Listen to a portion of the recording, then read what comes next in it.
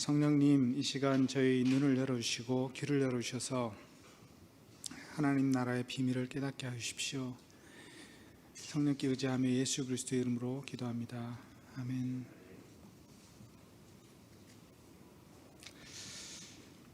네, 이 마태복음 13장은 비유설교라는 별명이 붙은 장입니다. 예수님이 갈릴리 호숫가에서 배 위에 앉으셔서 해변에 서 있는 그 청중들을 가르치신 말씀인데, 그때 특히 여러 가지 비유로 말씀하셨습니다. 비유를 많이 말씀하셨다 이렇게 되어 있는데요. 이 비유를 듣다 보면 비유는 우리의 어떤 시각적 이미지를 떠올리게 만듭니다. 그래서 그림을 생생하게 그려보게 만듭니다. 그래서 이 비유 이야기는 한번 들으면 좀처럼 잊혀지지 않는 그런 특징이 있죠. 그런데 비유 이야기의 장점이 그런 시각적 이미지 또는 기억이 잘 되는 것이라면, 또 단점은 모호하다는 것입니다. 뭔가 해석이 필요한 거죠. 사람마다 또 해석이 좀 달라질 수 있습니다. 그래서 혼란이 생길 수가 있습니다. 그래서 예수님이 어떤 의도로 이 비유를 말씀하셨는지를 정확히 아는 사람만이 그 의미를 온전히 음미할 수가 있게 됩니다. 예수님은 이런 비유 이야기들 속에 하나님 나라에 대한 가르침을 담으셨습니다. 하나님 나라, 하늘나라, 천국 다 같은 말입니다. 이 하나님 나라에 대한 가르침이 이 비유 속에 담겨 있는데, 이 13장 비유를 전체를 읽어보면요, 하나님 나라가 무엇이냐라기보다는 하나님 나라가 어떻게 임하는가에 관해서 말씀하고 있는 것을 볼 수 있습니다. 하나님 나라가 어떤 방식으로 오는가, 그것이 바로 하나님 나라의 비밀과 관련된 내용입니다. 오늘 우리가 그 내용을 살펴보고자 합니다. 비유는 짧은 이야기이기 때문에 이 이야기는 이성적인 추론보다는 문학적 상상력을 동원해서 읽어야 됩니다. 그래서 그 이야기 속의 장면을 생생하게 상상해보고 또 우리 오감을 최대한 활용해서 느껴봐야 됩니다. 그래서 우리 시각으로도 상상해보고, 그 안에서 들리는 소리도 들어보고요, 냄새도 맡아보고, 또 손으로 만져볼 수도 있고, 또 음식을 맛볼 수도 있습니다. 그렇게 그 이야기 속에 들어가서 그 이야기가 마치 우리 속에 지금 우리가 그 안에 살고 있는 것처럼 그렇게 느껴보는 것, 이게 이제 비유를 묵상하는 데 있어서는 좋은 방법입니다. 이 비유 속에 이제 오늘은 씨 뿌리는 사람의 비유, 이 비유를 이제 살펴보려고 하는데요. 이 비유 속으로 잘 들어가기 위해서는 이 세부 장면을 우리가 한번 좀 알아야 될 것 같습니다. 예수님 당시에 이 농부들이 씨를 어떻게 뿌렸는가, 이런 것도 한번 우리가 알아야 되겠죠. 오늘날과 달리 그 당시에 씨를 뿌리는 방법은 그냥 밭에다가 그냥 뿌리는 겁니다. 무슨 다른 기술이 있는 게 아니고 그냥 뿌리고, 그것이 싹이 나면 좋고 안 나면 어쩔 수 없고, 그런 거였습니다. 거기서 조금 더 발전한 방법은 뭐냐면 뿌린 다음에 흙으로 살짝 덮어주는 거죠. 밭을 이렇게 갈아가지고 흙으로 덮어주는 겁니다. 그 당시에 뿌린 그 씨앗은 아마도 밀이었을 것 같습니다. 왜냐하면 밀이 그 당시에는 주된 곡물이었거든요. 그래서 아마 밀씨를 뿌렸던 것 같습니다. 이 비유 속에서는 이 씨를 뿌리고 흙을 덮어주는 그런 방식으로 했던 것 같아요. 왜냐하면 이제 그래야 이 비유 전체 이야기가 좀 더 잘 맞아 떨어지는 것 같습니다. 농부가 밭을 가로질러 다니면서 씨앗을 뿌리는데, 씨앗 중에 어떤 것은 길가에 떨어졌다 이렇게 말씀하죠. 이 밭과 밭 사이에는 좁은 이렇게 사람이 다니는 길이 있었습니다. 밭의 경계가 되기도 하고 그 사이로 이제 다닐 수 있는 그런 길이 있죠. 우리 농촌에도 밭과 밭 사이에 그런 길이 있지 않습니까? 네. 바로 그런 길에 떨어진 것입니다. 그런 길가에 떨어진 것입니다. 농로 주변에 떨어진 거죠. 이 길은 갈아엎을 수가 없으니까 씨가 그대로 노출되어 있었겠죠. 그래서 새들이 발견해서 먹기 좋았다 이렇게 말씀합니다. 또 어떤 씨앗은 돌밭에 떨어졌다고 하는데요. 돌밭이란 표면에는 흙이 있지만 그 밑에는 큰 바위가 있거나 아니면 자갈들이 있는 그런 땅을 말합니다. 흙이 얇게 덮인 땅이죠. 이런 땅은 갈아엎어도 씨를 덮을 흙이 얼마 없어서 이 흙이 싹이 난다고 해도 뿌리를 깊이 내릴 수가 없었고, 뜨거운 날에는 이제 수분이 다 증발해 버리니까 이 씨앗도 말라버리게 되었습니다. 또 어떤 씨앗은 가시떨기 위에 떨어졌다고 하는데요. 이 가시떨기 위에 누가 씨앗을 뿌리겠습니까? 사실은 이 가시떨기가 그 표면에 있었던 것은 아니고요. 이제 그 가시떨기를 다 잘라냈겠죠. 그리고 또 거기를 불태워버렸거나 그렇게 했지만 가시떨기의 뿌리나 가시떨기의 씨앗이 남아 있었던 것입니다. 그래서 이 씨 뿌릴 당시에 보기에는 밭의 다른 곳이나 그곳이나 그렇게 큰 차이가 없었습니다. 외형적으로. 그런데 그 안에 가시떨기의 뿌리와 씨가 있었기 때문에 씨가 자라는 것과 동시에 또 가시떨기도 자라는 거죠. 근데 이 가시떨기가 더 빨리 자라나서 씨를 덮어버린 것입니다. 곡식을 덮어버린 것입니다. 그래서 당시에는 효율적으로 씨 뿌리는 기술이 개발되지 않아서 씨앗이 많이 소실되었습니다. 그런데 농부는 이 씨 뿌릴 때 씨가 좀 낭비되더라도 그냥 뿌리는 것입니다. 그리고 그렇게 뿌려도 좋은 땅에 떨어진 씨앗이 맺는 풍부한 결실 때문에 결국은 만족하게 되었던 것입니다. 이렇게 비유로 말씀하시니까 예수님이 이 씨 뿌리는 비유를 말씀하시니까 제자들도 잘 알아듣지 못했습니다. 그래서 제자들이 10절 말씀 보면요, 질문을 합니다. 주님, 왜 그들에게 비유로 말씀하십니까? 이렇게 질문했습니다. 사실은 산상수훈을 가르칠 때와 상당히 다르다는 느낌을 받은 것이죠. 그때 예수님이 하신 말씀입니다. 너희에게는 하늘나라의 비밀들이 알도록 주어졌으나 그들에게는 주어지지 않았다. 그러니까 하나님 나라의 비밀을, 하늘나라의 비밀, 천국의 비밀을 너희에게는 주기로 정해졌으나 그들에게는 주지 않기로 정해졌다. 이런 말씀이죠. 네. 이 비밀이라는 말은 신비라는 말이죠. 미스테리라는 단어입니다. 미스테리온. 네. 이 신비는 뭐냐면요, 이 신약 성경에서 예수님이 쓰실 때 이 비밀이라는 말은요, 하나님이 사람들에게 알리지 않고 혼자 마음에 품어오셨던 놀라운 계획을 말합니다. 하나님의 계획인데 사람들에게 아직 알리지 않고 혼자 마음에 품고 계셨던 거죠. 그런데 이 비밀이 나중에 어떻게 됐습니까? 예수님을 통해서 드러났습니다. 그래서 이제 이 비밀은 어떻게 보면 더 이상 비밀은 아닙니다. 그러나 깨닫지 못하는 사람들에게는 여전히 비밀이겠죠. 이 하나님이 마음속에 품어오셨던 그 계획, 이 비밀을 이 비유는 담고 있습니다. 이 비밀을 아는 것은 제자들에게만 허락되는 특권입니다. 예수님에게 많은 사람이 나왔습니다. 오늘도 이 해변가에 굉장히 많은 사람이 나왔습니다. 그런데 예수님은 예수님에게 오는 모든 사람을 제자로 취급하지는 않으셨던 것 같습니다. 사람들은 여러 가지 동기로 예수님께 나왔습니다. 율법을 해석하는 것을 듣고자 나온 사람도 있을 테고요. 또 예수님의 어떤 능력을 보고자 나온 사람도 있을 테고, 또 병을 치료받고자 나온 사람도 있을 테고, 소문을 듣고 호기심에 나온 사람도 있을 것입니다. 그런데 예수님은 각 사람의 마음을 꿰뚫어 보고 아셨기 때문에 자신을 그들에게 의탁하지 않으셨다, 이렇게 말합니다. 요한복음 2장 23절에 보면요, 예수님은 사람들이 자기를 믿었으나 예수님은 자신을 그들에게 의탁하지 않으셨다, 이렇게 말합니다. 자, 예수님 앞에 나오는 것만으로는 제자가 될 수 없는 거죠. 그럼 예수님의 제자가 되려면 어떻게 해야 됩니까? 이 하늘의 비밀을 허락받는 그런 제자가 되려면 어떻게 해야 되는가? 이런 질문이 생깁니다. 근데 예수님의 제자가 되는 것 관련된 그 본문이 공교롭게도 그 12장 바로 끝부분에 나옵니다. 12장 49절 50절인데요. 손을 내밀어 제자들을 가리켜 이르시되 나의 어머니와 나의 동생들을 보라. 누구든지 하늘에 계신 내 아버지의 뜻대로 하는 자가 내 형제요 자매요 어머니이니라. 자, 예수님의 제자가 되려면요, 하늘에 계신 내 아버지의 뜻을 행해야 된다고 말씀하시죠.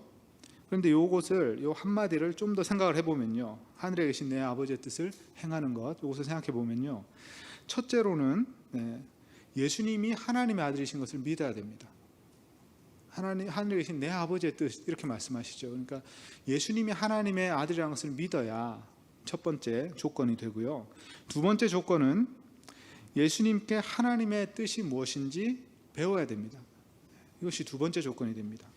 그 다음에 세 번째로 하나님의 뜻에 맞춰 살기로 결단을 해야 됩니다. 예수님 믿으면 성령을 선물로 받아서 바로 하나님의 뜻을 행하는 삶을 살 수 있게 되는 거죠. 바로 예수님의 제자가 되려면요, 예수님이 하나님의 아들이신 것을 믿어야 되고, 예수님의 가르침을 배우고 받으려고 해야 되고, 그 다음에 예수님의 가르침대로 하나님의 뜻을 실천하려고 해야 되는 것이죠. 그런 사람들에게는 하늘나라의 비밀이 주어져 있습니다. 12절 말씀 보면요, 무릇 있는 자는 받아 넉넉하게 되되 없는 자는 그 있는 것도 빼앗기리라. 이 말씀은 좀 현명한 해석이 필요합니다. 하늘나라에 관해서 사람들은 빈익빈 부익부, 그것을 경험하게 될 거라는 것입니다. 이 말은 불편한 마음이 들게 만들죠. 오늘 우리가 경험하듯이 빈부의 격차가 심해지는 것은 나쁜 거 아닙니까? 빈익빈 부익부 사회는 불의하고 불공평한 사회 아닙니까? 그래서 우리 마음이 이 말을 들을 때 좀 불편합니다. 그래서 좀 묵상을 해봤습니다. 어떻게 이 말씀을 이해해야 될지. 제가 좀 생각해 본 것은 투자의 관점에서 한번 생각해 보는 것입니다. 투자의 관점.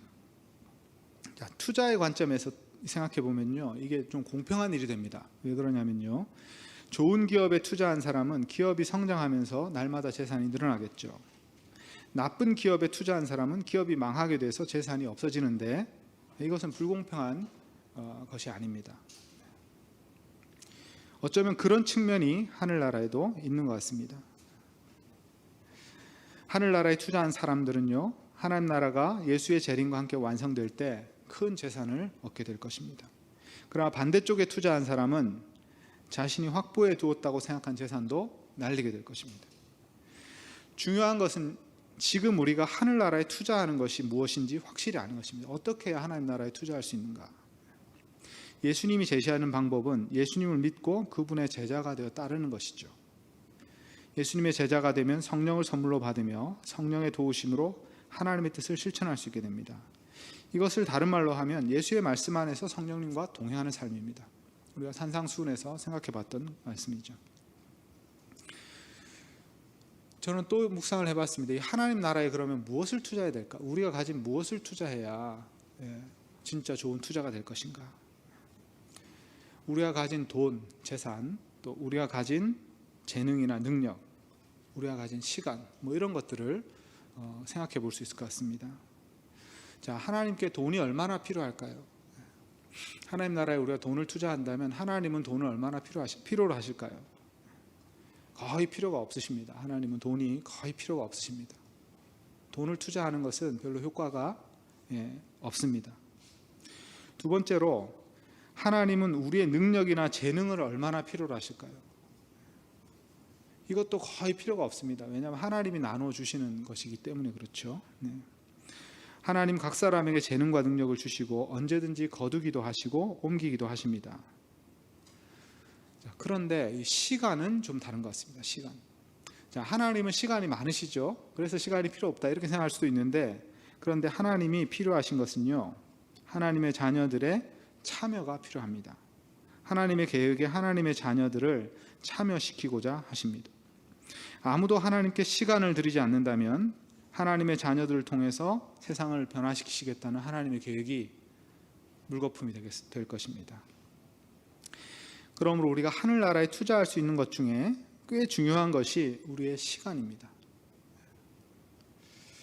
하나님, 우리가 시간을 어떻게 투자하기를 바라실까요? 그것은 예수님 말씀에 나와 있습니다. 그것은 기도에 시간을 쏟는 것이죠. 요한복음 14장 말씀이죠. 14장 13절입니다. 너희가 나보다 더 큰 일을 하리라 하신 다음에 너희가 무엇이든지 내 이름으로 구하면 내가 행하리라 이렇게 말씀하셨습니다. 그래서 우리가 하늘나라의 일이 진행되도록 우리 삶을 드리는 가장 좋은 방법은 기도하는 것입니다.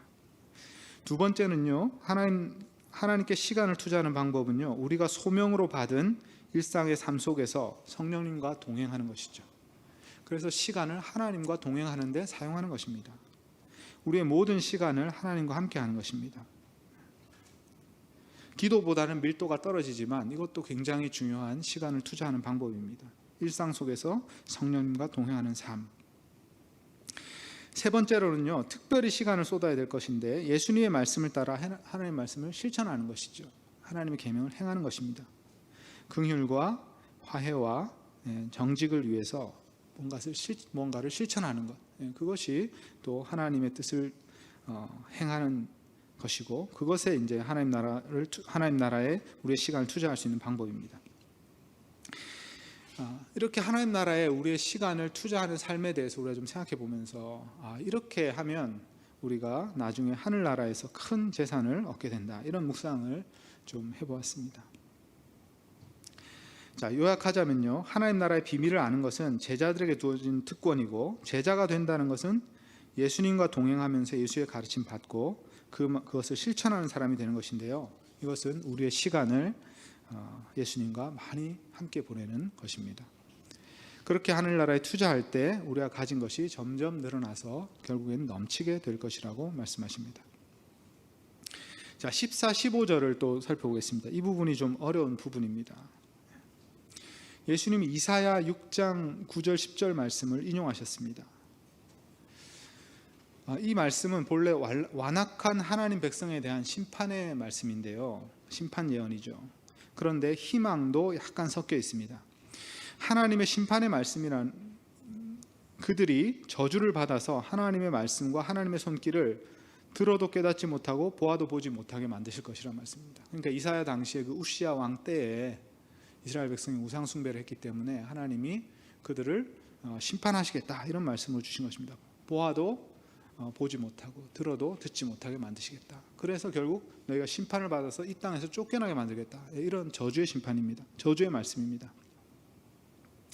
이 불길한 저주 예언이 그 우시야 왕 때에도 이루어졌지만, 예수님을 믿고 영접할 기회가 주어졌지만 영접하지 않은 많은 사람들에게 이루어지고 있다고 하시는 것입니다.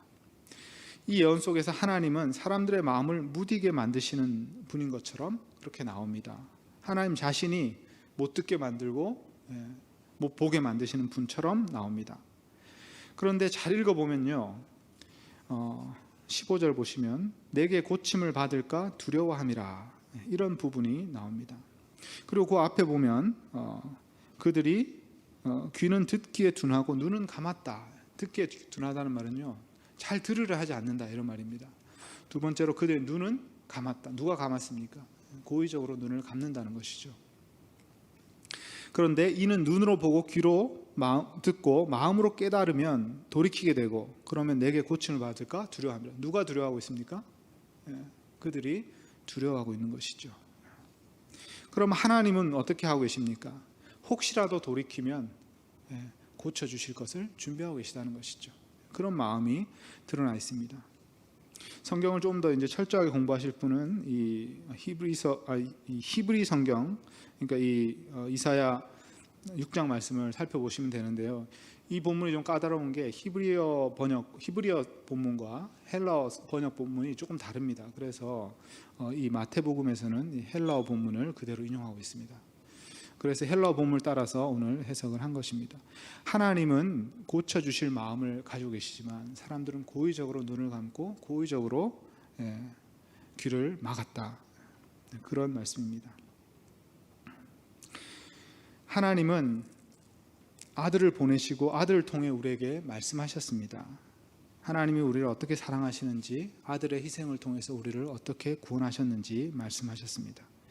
하나님은 우리에게 가장 현명하고 지혜롭고 사려 깊은 방법을 선택하셔서 그 아들을 통해 말씀하셨습니다. 그런데 하나님의 방법이 마음에 들지 않는 사람들이 있습니다. 거절하거나 외면하기 전에 깊이 생각해야 됩니다. 제가 이런 성경 공부를 하다 보면 어떤 사람들이 불만을 품는 사람들이 있습니다. 불만스러운 질문을 하는 분들이 있습니다. 하나님의 방법은 마음에 들지 않는다, 다른 방법으로 나타내달라, 이렇게 말씀하시는 겁니다. 그 얘기를 들어보면 이런 겁니다. 내 눈앞에 나타나서 기적을 행해 주십시오. 그러면 제가 믿겠습니다. 제 기도 3가지를 무조건 들어주십시오. 그러면 제가 믿겠습니다. 뭐 이런 겁니다. 말해놓고 보면 좀 유치합니다. 이런 방법은 현명하고 지혜로운 수많은 사람들에게는 설득력이 없을 수도 있습니다. 어리석은 자기 수준의 방법일 수 있습니다. 온 세상을 창조하고 통치하신 하나님이 그렇게 하시면 안 될 것 같다는 생각도 듭니다. 하나님의 방법은 무엇인지 생각해 보십시오. 하나님은 독생자를 보내셨고 그의 말을 들으라고 하셨습니다. 하나님의 가장 고귀한 선물을 주셨는데 그 선물을 거절하는 사람은 최선의 기회를 발로 차고 최악의 선택을 하는 것입니다. 그러므로 하나님이 보내신 아들을 믿지 않는 사람은 하나님의 심판을 이미 받은 것이다, 이렇게 말씀합니다. 요한복음 3장 18절 말씀입니다. 이사야의 예언처럼 아들을 믿지 않는 사람들은 천국의 비밀을 보거나 들어도 깨닫지 못합니다. 그러나 그들이 듣고 깨달아서 돌이키면 하나님은 언제든지 그들을 치유하실 것입니다. 처음 질문으로 돌아가서 예수님은 왜 비유로 말씀하셨는가? 하늘나라의 비밀을 아는 것은 제자들에게만 주어진 특권이기 때문이죠. 그 비밀을 알고 싶으면 제자가 되어야 됩니다. 또 하나님의 아들을 통해 말씀하신 그 말씀을 진지하게 받아들이고 하늘나라에 자기 삶을 투자하는, 자기의 시간을 투자하는 사람이 되어야 됩니다. 자, 이제 이 비유의 내용으로 한번 들어가 보겠습니다. 이 씨 뿌리는 비유의 내용이 이제 예수님이 그것에 대해 해설해 주는 내용이 나옵니다. 자, 18절, 그런즉 씨 뿌리는 비유를 들으라, 이렇게 말씀하셨습니다. 이 비유 속에 나타난 하나님의 비밀을 우리가 이제 하나씩 묵상해 보려고 합니다. 예수님은 이 비유를 씨 뿌리는 사람의 비유라고 이렇게 말씀하셨습니다. 씨 뿌리는 사람의 비유. 여기 이제 번역은 씨 뿌리는 비유라고 되어 있는데요. 사실은 번역을 정확하게 한다면 씨 뿌리는 사람의 비유 또는 씨 뿌리는 것의 비유, 이렇게 번역할 수가 있습니다. 이 비유를 여러 번 읽다 보면요, 이 비유가 씨 뿌리는 사람의 비유인 것 같기도 하고, 또 나쁜 땅과 좋은 땅의 비유인 것 같기도 하고요, 또 씨앗의 비유인 것 같기도 합니다.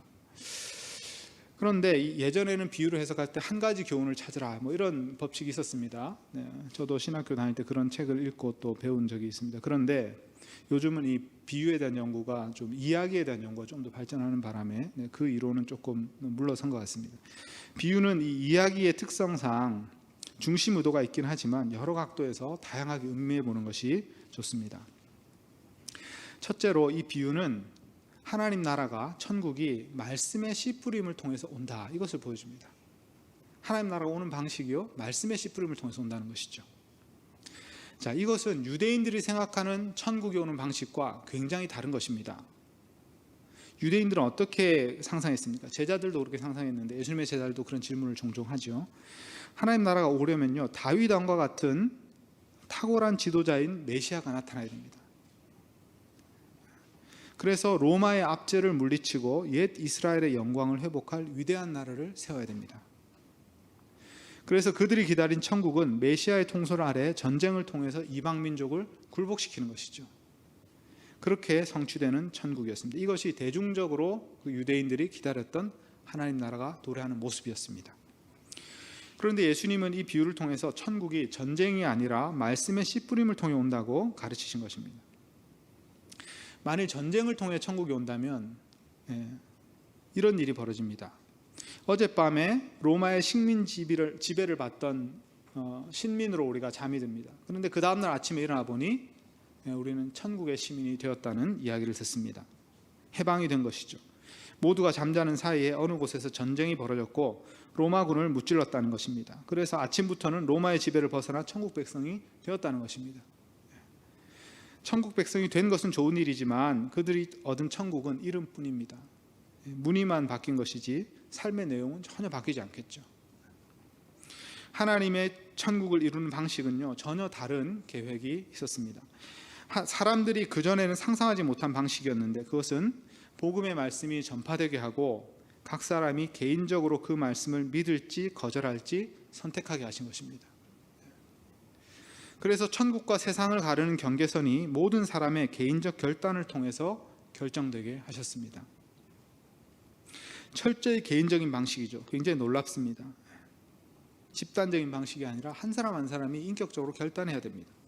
말씀을 받아들일지 말지, 예수님을 믿을지 말지 결정해야 됩니다. 모든 사람의 선택을 존중하고 수용하는 방식으로 천국이 각 사람의 삶에 들어가거나 못 들어가거나 그것이 결정됩니다. 이 방법은 시간이 걸립니다. 하나님이 선택의 기회를 주고자 하시는 모든 민족과 모든 사람에게 복음이 전파되어야 하기 때문입니다. 또 하나님이 창조하기로 예정하신 모든 사람들이 다 태어나야 되기 때문입니다. 그들도 복음을 들어야 되기 때문입니다. 이 복음은 땅끝까지 전파되어야 되고 세상 끝날까지 전파되어야 됩니다.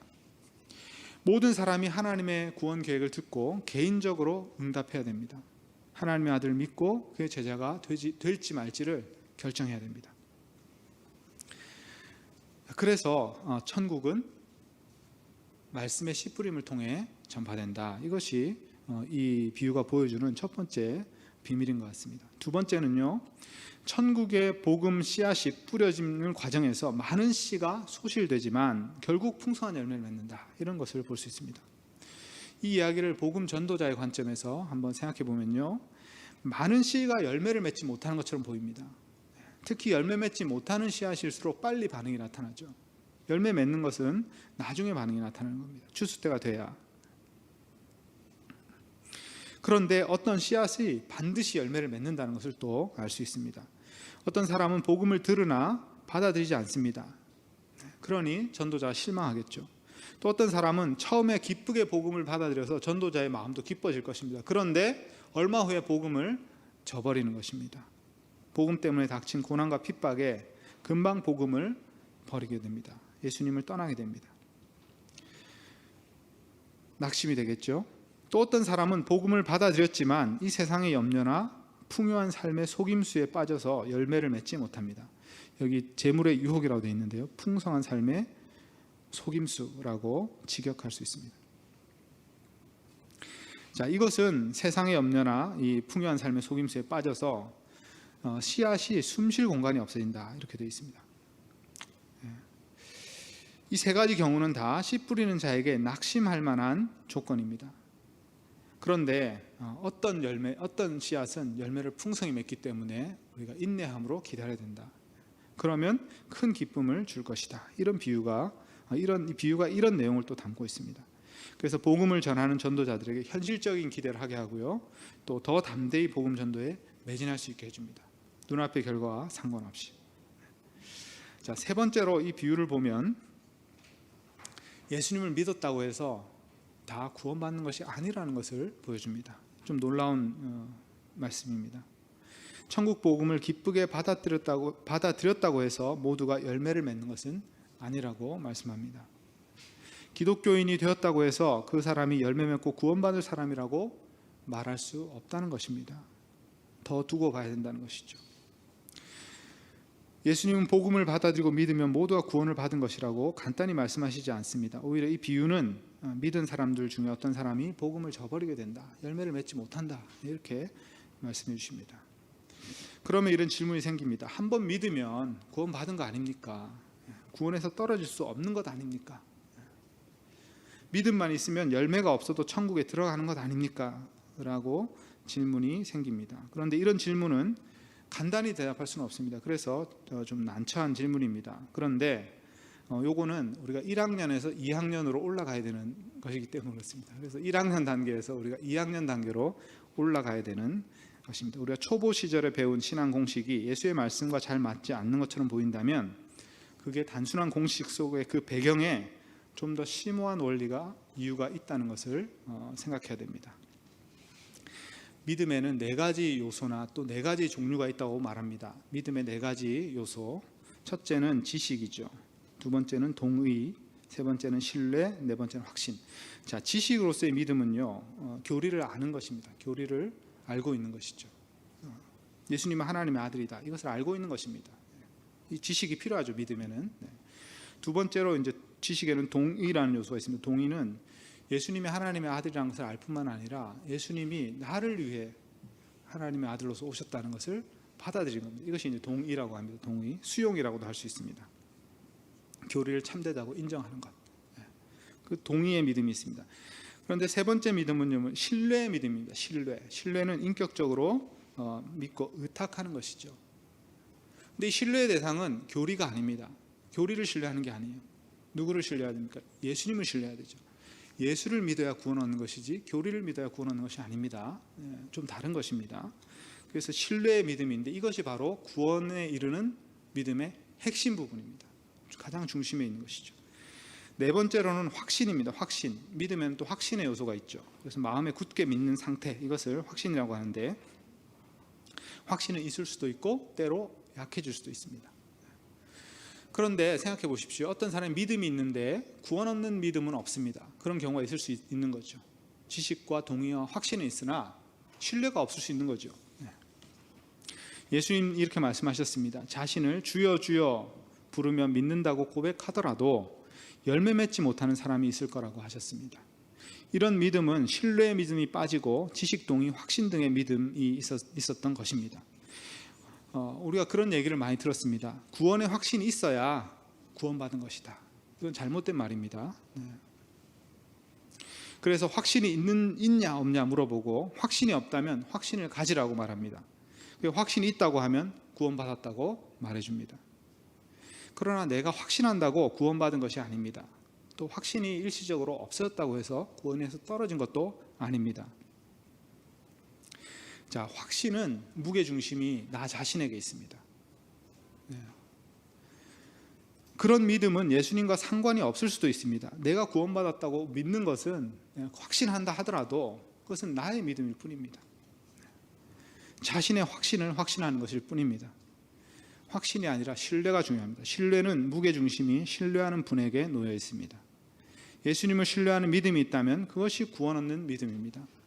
지식이나 동의나 확신은 이 신뢰의 믿음에 따라오는 것이고 혹시 부족해도 상관이 없습니다.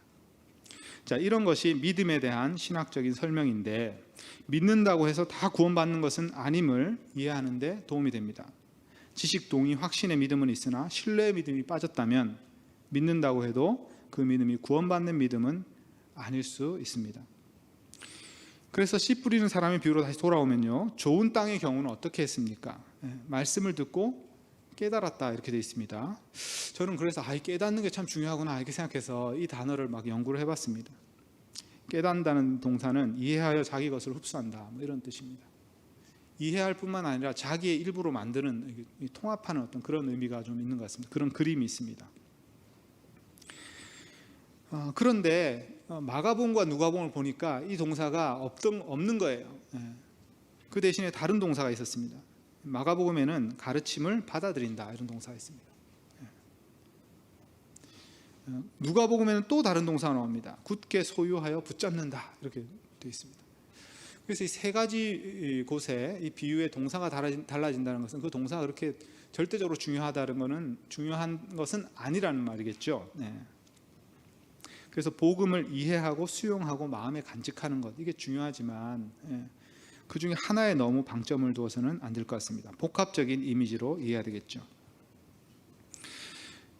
이 말씀을, 이 비유를 다시 자세히 읽어보면요, 말씀이 열매 맺는데 중요한 것은 우리의 이해나 수용 행위 자체가 아니라 말씀이 스스로 열매 맺도록 숨쉴 공간을 만들어주는 것입니다. 이것이 중요하다는 것을 우리가 알게 됩니다. 네 번째 이 비밀은 말씀이 열매 맺지 못하는 경우에 관한 말씀인데요, 세 가지 경우가 나오죠. 하나는 돌밭에서 있었던 고난과 핍박, 이건 외적인 어떤 시련이겠죠. 그 다음에 이제 가시떨기의 경우는 세상의 염려와 부의 속임, 이것이 나옵니다. 이것은 내면의 내적 시험일 것입니다. 자, 이 외적인 고난과 핍박에 대해서도 우리가 잘 생각해 봐야 되겠죠. 이것도 좋은 땅에 있는 그 씨앗에게도 닥쳐오는 것입니다. 그런데 이 좋은 땅에 있는 씨앗은 뿌리가 잘 내려 있기 때문에, 수분을 잘 공급받고 있기 때문에 잘 견디고 이겨나갈 것이라고 하는 것이죠. 자, 그런데 이 두 번째 그 내면의 내적 시험, 내면의 시험이 있는데요, 하나는 세상의 염려라고 되어 있고, 이 세상의 염려 이렇게 되어 있습니다. 하나는 부의 속임이라고 되어 있습니다. 재물의 유혹이라고 번역되어 있지만 이 유혹이란 말보다는 속임수, 이런 말이라고 봐야 됩니다. 부의 속임, 부가 속인다는 것이죠. 자, 이 두 가지를 한번 또 생각해 보려고 하는데요, 이 두 가지가, 세상의 염려와 부의 속임이 마음에 가득해가지고 말씀이 숨쉴 수가 없어진다는 거죠. 말씀에 목을 조른다는 것입니다. 바로 그런 이 동사가 나오는데, 여기 보면 말씀이 막혀 결실하지 못한다. 이 막힌다는 것이요, 숨을 막는다는 것입니다. 그 다음에 22절에도 그런 말씀이 나오고, 또 7절에도 보면 가시가 자라서 기운을 막았고, 이것도 똑같은 동사입니다. 숨쉬지 못하게 목을 졸랐다 이런 말입니다. 숨쉬지 못하게 했다. 자, 세상의 염려와 부의 속임수가 마음에 가득하면 말씀이 숨쉴 공간이 사라지고 말씀의 숨이 막힌다. 예수님이 그렇게 이야기를 하셨습니다. 그래서 이 말씀을 좀 생각을 해보면 이런 겁니다. 염려는 우리가 산상수훈에서도 살펴봤습니다. 염려는 뭐냐면 우리가 세상에서 궁핍하게 살고 있다고 생각해서 오는 걱정들입니다. 그래서 우리에게 이것도 부족할 수 있고 저것도 부족할 수 있고 우리 아이들이 앞으로 어떻게 자랄 것인가 뭐 이런 것도 걱정이 되고 우리 미래에 대한 불확실성도 걱정이 되고 이 모든 것들이 다 이 세상의 염려인 것이죠. 근데 이 세상의 염려로 우리 마음이 가득하면 말씀이 숨쉴 공간이 없어진다는 것입니다. 우리 마음속에 이런 것이 가득한지 한번 생각해 보고요. 또 반대쪽에서는 이런 게 있습니다. 부유한 사람들은요, 부의 속임수 때문에 또 마음이 복잡해집니다. 부의 속임수는 뭐냐면 풍요한 삶을 살다 보면 자기의 삶이 남보다 좋은 삶이라고 생각하게 됩니다. 나는 잘 살고 있다 이렇게 생각합니다. 스스로 속게 되는 것이죠. 그래서 어떻게 되겠습니까? 그런 삶의 즐거움을, 향락을 추구하다가 마음에서는 말씀이 숨쉴 공간이 없어집니다. 둘 중에 하나일 가능성이 많겠죠. 둘 다 있는 사람도 있겠지만 이 세상에 염려가 가득하거나 부의 속임수에 빠져가지고 그쪽으로 생각이 많이 돌아가거나 그래서 마음이 가득 차 있는 것이죠. 자, 이 비유를 벗어나서 실제 삶에서는요, 이 세상의 염려와 부의 속임, 이것이 열매 맺는 사람의 삶에서도 없다고 말할 수 없습니다. 그러므로 예수님이 언급하신 이 두 가지 대표적인 시험에 대해서 깨어서 경계하는 것이 지혜로운 태도입니다. 지금 나의 삶에서 말씀의 숨을 막는 것이 무엇인지, 세상의 염려인지 부의 속임인지 풍요함의 속임인지 돌아보고 주의하며 깨어 있어야 되겠습니다. 그런 문제가 있다면 하나님께 내려놓고 기도로 하나님께 아뢰면서 우리 마음에 공간을 만들어야 되겠죠. 마음을 비워야 되겠죠. 마지막으로 예수님의 비유 속에서 씨앗이 스스로 열매 맺는 것을 주목해 보겠습니다. 씨앗, 이 씨앗은 말씀이죠. 천국의 복음 말씀입니다. 이 말씀은 살아있기 때문에 스스로 자라서 열매를 맺는다 이렇게 되어 있습니다. 결실하는 생명은 땅이 아니라 씨앗입니다. 물론 땅의 역할도 중요합니다. 돌밭의 경우는 씨앗의 뿌리를 품어주지 못했고 가시떨기 밭의 경우는 마음에 가득한 염려와 속임으로 인해서 씨앗의 숨이 막혔습니다. 그러므로 땅의 역할은 씨앗을 잘 보호하고 뿌리에 물을 공급해주고 씨앗이 숨을 쉴 공간을 제공하는 것입니다. 그러면 씨앗이 알아서 열매를 맺는 것이죠. 땅이 아니라 말씀이 스스로 열매 맺는다는 것은 우리 마음이 놓이게 하는 반가운 소식입니다. 이것은 우리가 하나님 나라 일에 참여해야 한다는 생각 때문에 과도하게 긴장하지 않아도 된다는 것입니다. 바울 사도의 말에도 이런 표현이 있습니다. 골로새서 1장 6절 말씀인데요. 이 복음이 이미 너희에게 이르매 너희가 듣고 참으로 하나님의 은혜를 깨달은 날부터 너희 중에서와 같이 또한 온 천하에서도 열매를 맺어 자라는도다. 복음이 열매 맺어 자란다 이렇게 말씀합니다. 로마서 1장에도 비슷한 표현이 또 있습니다. 그래서 하나님 나라 사역이란 말씀이 스스로 열매 맺도록 우리가 옆에서 보조 역할을 하는 것이죠. 복음의 말씀을 뿌리되 그 말씀은 스스로 움직여 열매를 맺는 것을 믿고 우리는 긴장을 내려놔야 되는 것입니다. 꼭 필요한 근육에만 힘을 줘야 되고요. 온몸에 힘을 주면 안 됩니다. 자전거를 잘 타려면요. 온몸에 힘을 주면 안 됩니다. 꼭 필요한 근육에만 힘을 줘야 되겠죠. 그런 것처럼 우리가 하나님의 말씀이 열매 맺게 하는 데 있어서 무엇이 필요한지 지혜롭게 잘 판단해야 됩니다. 자, 이제 적용을 하고 마치고자 합니다. 첫 번째로 적용해야 될 부분은요. 저는 이런 걸 생각해 보았습니다. 하나님 나라는 말씀의 씨 뿌림을 통해서 세상에 들어옵니다. 그렇다면 이 말씀의 씨 뿌리는 일을 누구에게 맡기셨습니까? 교회에게 맡기셨죠. 교회는 복음을 복음답게 전하는 사명을 잘 감당해야 됩니다. 그것을 어떻게 해야 될지 우리가 성령님께 기도해야 되겠죠. 그런데 제가 이제 생각해 본 것은 이런 겁니다. 우리가 복음을 많이 전했지만 20세기에 지난 세기에 우리가 복음을 많이 전했고 한국교회가 그래서 많이 성장했지만 문제도 많이 생겼습니다. 그 문제의 어떤 근본적인 것 중에 하나가 우리가 복음에 대한 오해 때문이었습니다. 그것은 뭐냐면 우리가 복음을 하나의 팔아야 될 상품으로 생각했었습니다. 복음을 잘 포장해서 저 사람이 좋아하도록 이렇게 파는 거, 세일즈맨의 모델입니다. 세일즈맨이 나쁜 것은 아니죠. 세일즈가 필요한 물건은 또 세일즈를 해야 되겠죠. 그러나 복음을 세일즈 하듯이 팔았는데 이게 효과가 굉장히 많았습니다. 그래서 교회는 하나의 복음이라는 상품을 파는 기업처럼 무의식적으로 여겨졌던 것이죠. 이 세일즈 모델이 있었습니다. 그런데 복음이라는 것은 본래 이 황제의 칙령입니다. 황제가 온 세상에 퍼뜨리는 칙령이죠. 고레스 황제가 자, 너희가 이제 돌아가서 하늘의 하나님이신 야훼의 성전을 건축해라, 그런 칙령을 내렸죠. 그래서 이스라엘 사람들이 바벨론 포로 시기가 끝나고 돌아와 성전을 건축했죠. 그게 바로 복음이었거든요. 마찬가지로 하나님께서 이제 내가 내 아들을 보내서 이 세상을 구원하고자 하는 계획을 펼쳤으니 내 아들의 말을 들어라. 그것이 복음입니다. 하나님이 새로운 구원의 역사를 시작하셨다는 복음이죠. 이 복음을 전할 때는요, 세일즈맨 모델보다는요, 외교관 모델이 적절합니다. 외교관 모델. 하나님의 대사 또는 사신. 그만큼 복음이 가볍게 취급되지 않도록 하나님 나라의 위대한 복음이 그 나라의 영광에 걸맞게 전파되도록 교회가 그런 방식으로 복음을 전할 수 있어야 됩니다.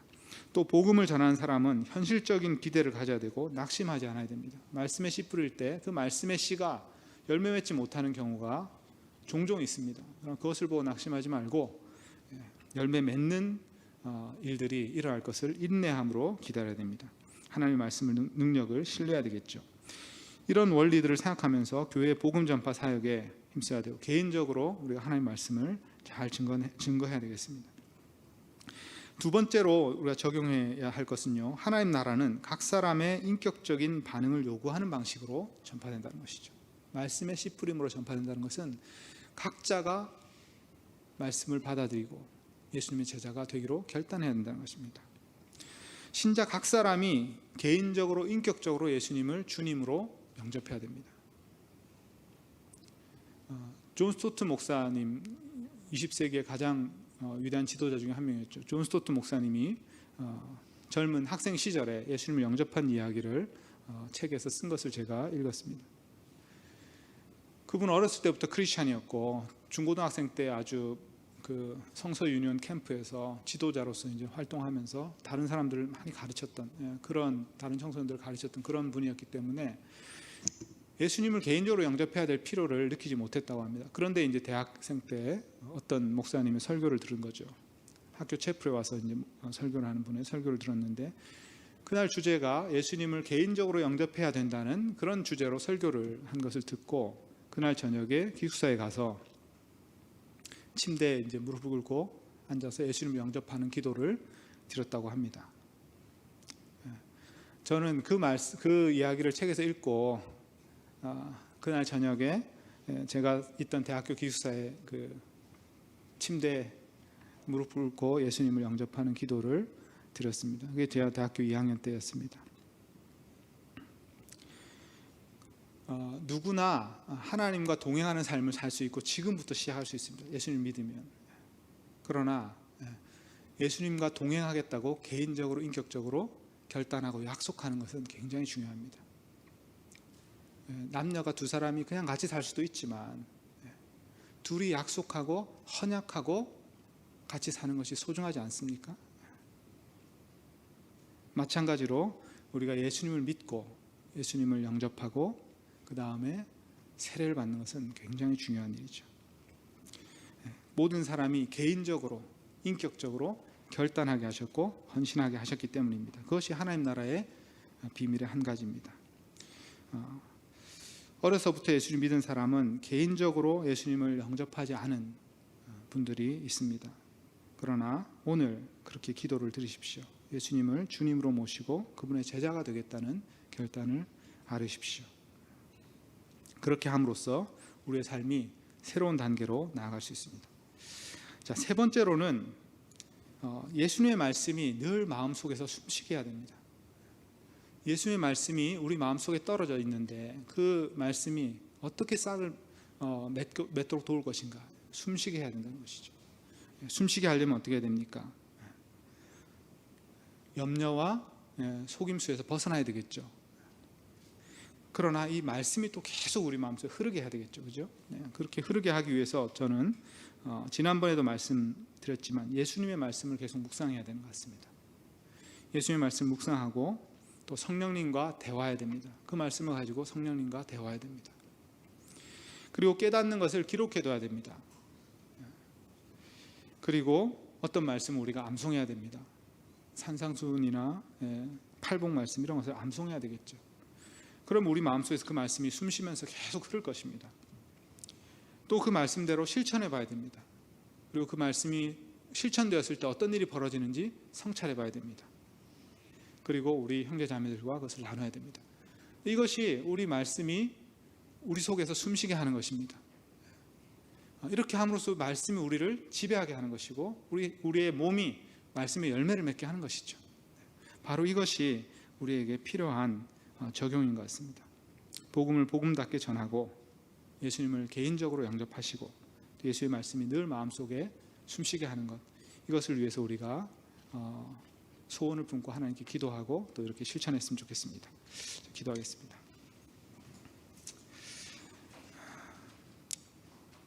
주님, 오늘 씨 뿌리는 비유를 통해서 하늘나라가 어떻게 오는지 그 비밀을 저에게 가르쳐 주셨습니다. 이 내용을 저희가 잘 깨달아 묵상하고 또 이 하나님 나라의 비밀에 맞추어 저희 삶을 살아갈 수 있도록 저희를 이끌어 주십시오. 아버지 하나님, 저에게 아들과 성령이라는 고귀한 선물을 주셔서 감사합니다. 이 선물을 받고 저희가 이 선물에 합당한 삶을 살도록 저희를 헌신하고자 하오니 저희를 받아주시고 주님의 자녀다운 삶으로 저희를 변화시켜 주시옵소서.